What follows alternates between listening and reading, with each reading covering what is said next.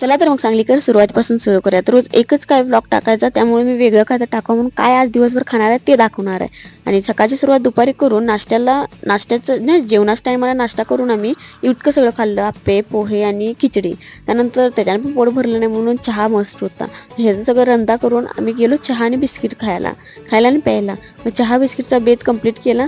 त्यानंतर परत रिया आणि विद्या आली. तिने म्हणजे नाश्ता करायचा. चल म्हणलो, विषय आहे काय, तू देतेस मी करते.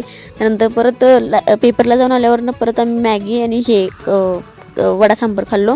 त्यानंतर सरांचा बड्डे होता. मग सरांच्या बड्डेसाठी केक आणायला गेलो. मग तुम्ही तर माहित आहे, केक घेतला आम्ही, एक कापून सरांना स्लाइस दिली, हॅपी बर्थडे टू यू केलो आणि ती पण आम्हीच बनवलो. त्यानंतर मस्तपैकी केक खाल्ला.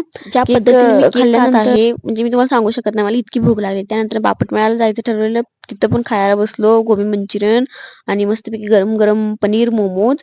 आणि आमचं प्रेम बघताय का तुम्ही, नजर लागायला नको प्रेमला. ह्याच्या रिलेटेड दुसरा व्हिडिओ मी टाकलेला आहे, तो सुद्धा तुम्ही बघू शकता. आणि मोमोज आणि ते सगळं खाल्लो.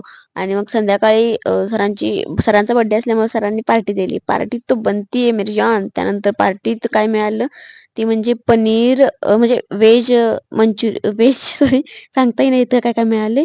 बिर्याणी होती व्हेज आणि नॉनव्हेजची. आणि काय पनीर दिसतं तुम्ही बघू शकताय. काय मी सांगू शकत नाही, इतकं सुंदर लागायला. इथं पण प्रेम वाया गेलं. त्यानंतर मग कोल्ड्रिंक पिलो आणि झोपू गेलो. बस इतका होता माझा दिवस. Thank you so much. लॉग आवडल्या